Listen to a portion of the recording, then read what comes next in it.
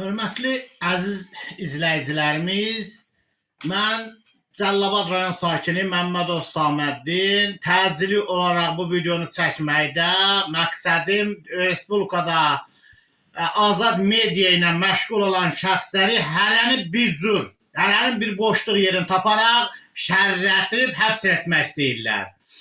Bir neçə gün bundan əvvəl sizə bu barədə müraciət edib yayın vermişdim. Bu günləri hansı metod əl atıblar? Yəni dünənləri çox sağ olsun xaricdə yaşayan blogerlər, Elşad qardaşım, Orxan qardaşım, uşaqların hər birisi, Manaf qardaşım, hər birisinə təşəkkür edirəm. Bu yayından sonra həmən o düşündükləri addımdan yayındılar. İndi yeni metod əldə ediblər. Yeni metod nədir?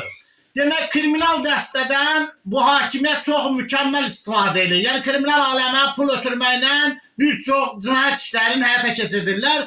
Cəlilabadda da az çox kriminalın üzvlərindənmi, o işin görənlərdən var da, o az çox var. İndi bu kriminal aləmin üzvlərindən, kriminal da deməzdim bunlara. Çünki asıl kriminal işçilər belə şey eləməzlər. Haradasa türmədə yatıp çıxmış adamlar deyərdim bunlara. Məsələn, nə cür yatıblar, necə yatıblar özləri bilən, ancaq vaxt bunlardan bu cür istifadə olunur.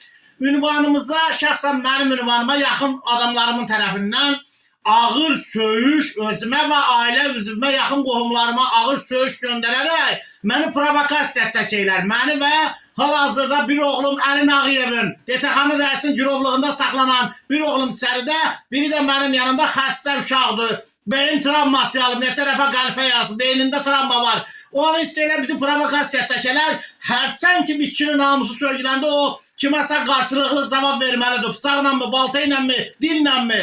Bizə oyun qurublar. Bu oyunun başında duran Azərbaycan hakimiyyətidir. Başda Əli Nağıyev, Vilayət Eyvazov. Sən kriminal aləmlə məni öldürmək, qorxuzmaq istəyirsən və yaxın hansısa cinayət törədim, siz məni tutasınız, bunu görməyəcəksiniz. Mən siz ağılda deyirəm. Bir dəfə təsadüfən bu işə reaksiya vermişəm, onda da dögülmə olmayıb. Reaksiya vermişəm, həmən adamı keçən dəfə saxlamışam ki, qardaş, mənim ünvanıma niyə söysən, onun mənəm torba düşdünüz onunla bağlı. Halbuki döymüş kimi qiymətləndirdiniz onu. O adama ismən belə də eləməmişdim. İndi yenidən bu kriminal aləmdə yox, türmə yatmış şəxslərdən mənə qarşı istifadə eləyirsiniz. Bəli, mənim həyatımda silahda çıxardacaqsınız, narkotikdə çıxardacaqsınız. Mən buradan İlham Əliyevə səslənirəm. İlham Əliyev, belə şeylərə yol verdirmə.